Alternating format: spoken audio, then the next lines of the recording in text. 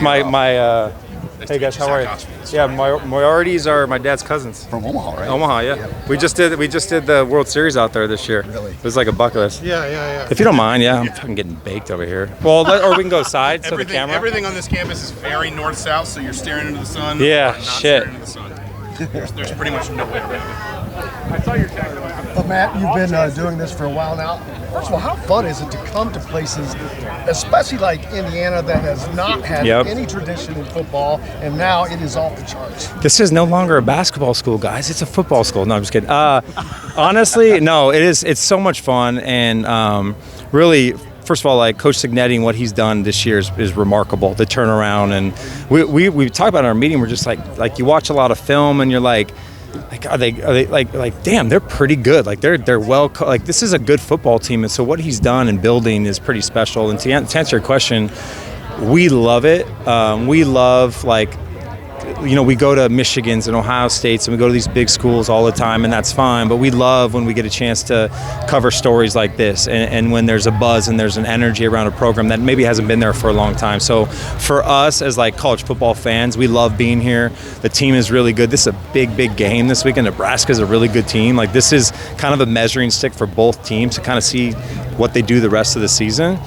So we're happy to be here. The energy already, you can kind of feel it. Just talking to some of the students, like they're not used to this. So like I think it's a really cool thing, and just a shout out to the guys on the team. They're playing their butts off. They work hard, good fun, all those things, and it's shown on the film. A lot of talk about Signetti this week. How about is there anything that stands out about the job Matt Rule's doing at Nebraska? I mean, Matt Rule is a program builder. He's been doing that his whole career, especially at the collegiate level. I'm a huge fan of Matt Rule and how he develops team. And I think in this industry, we get to know a lot of coaches, and you get to hear a lot of coaches. And he's just one of those guys that you're like, man, he's a great dude.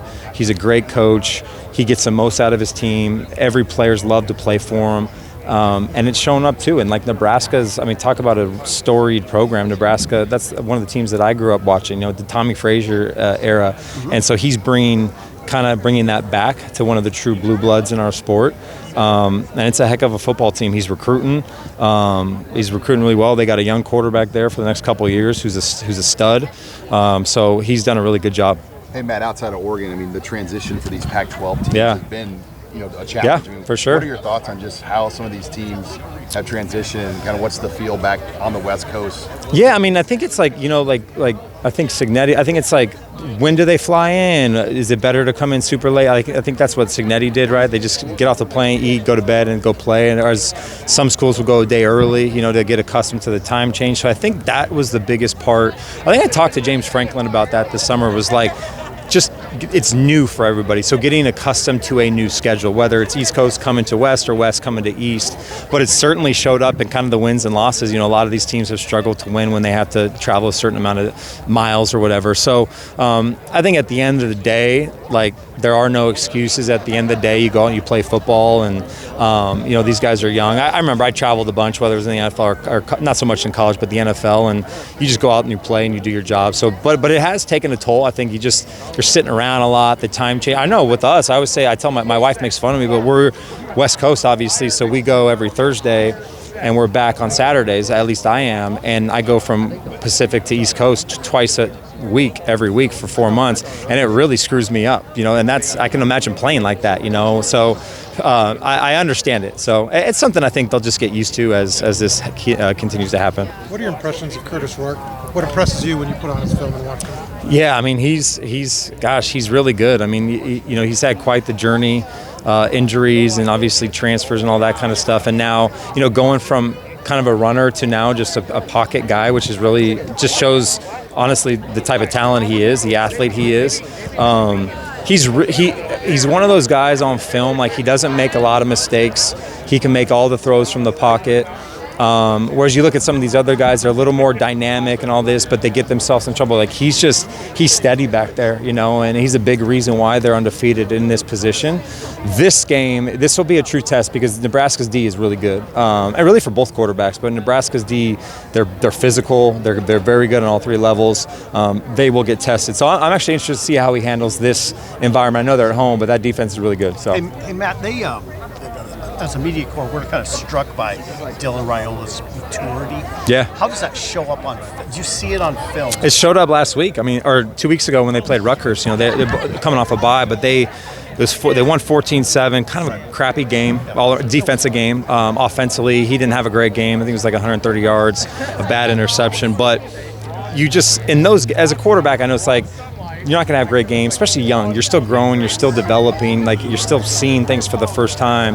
But in that game, he made throws. You're like, well, that's why he was a top player. Like, he still makes throws like that. And usually in young players, when you're struggling as an offense, you can kind of just get a feel for that. Like he was grinding. He was still leading that team. They were grinding as an offense.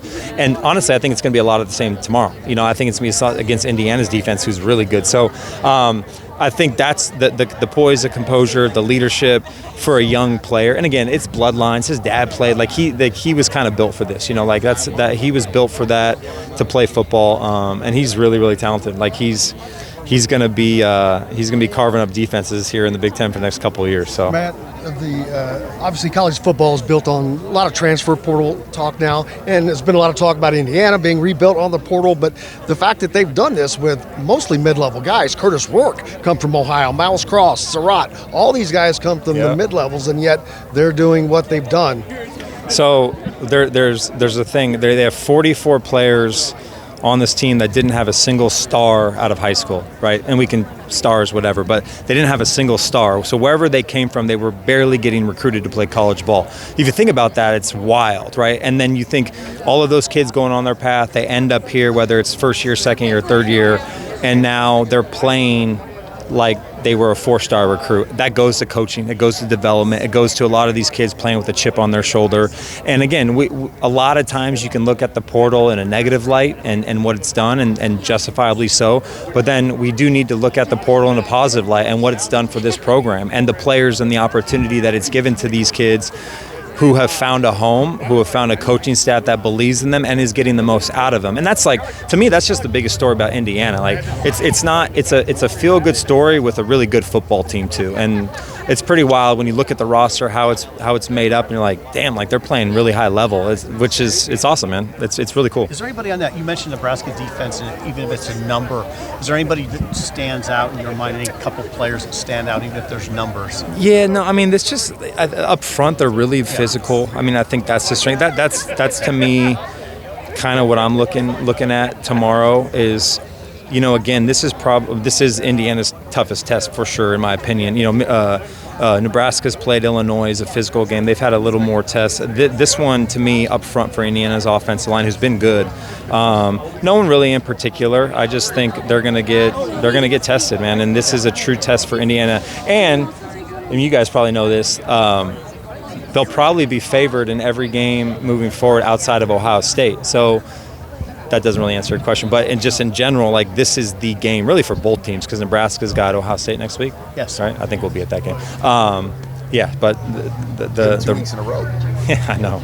We might be back here later in the fall too. Yeah, we'll see. So, Matt, you guys good? Yeah. You were here 2 years ago for the Michigan game. Yeah. Obviously, was more for Michigan. Now, Indiana's a 6-0 team. What are the vibe changes from that a couple years ago to today? Yeah, I mean, just energy, the buzz. You can already feel it even here, just with the turnout.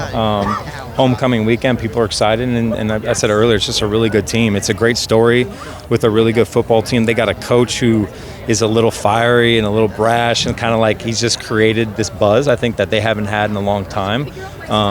You know, so we're pumped to be here. Again, a couple of years ago, it just felt it was like a ghost town, right? It was Michigan came in, and big bad Michigan came in. This year, it just feels different, and it's a big game for both teams. So.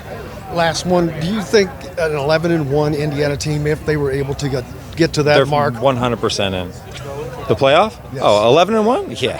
I would say even maybe 10-2. That's I'm going to say tomorrow, that's the beauty of the 12-team playoff. It's giving teams like Indiana, it's giving other teams opportunity to potentially have a seat at the table, which is all you could ever ask for. So, yeah, I mean, again, a lot can happen, obviously, in the next 6-7 weeks, but a 10-2, 11-1 Indiana team, I imagine it'd be hard to leave one of those teams out, you know. So, Great job. All right, guys. Thank you, guys.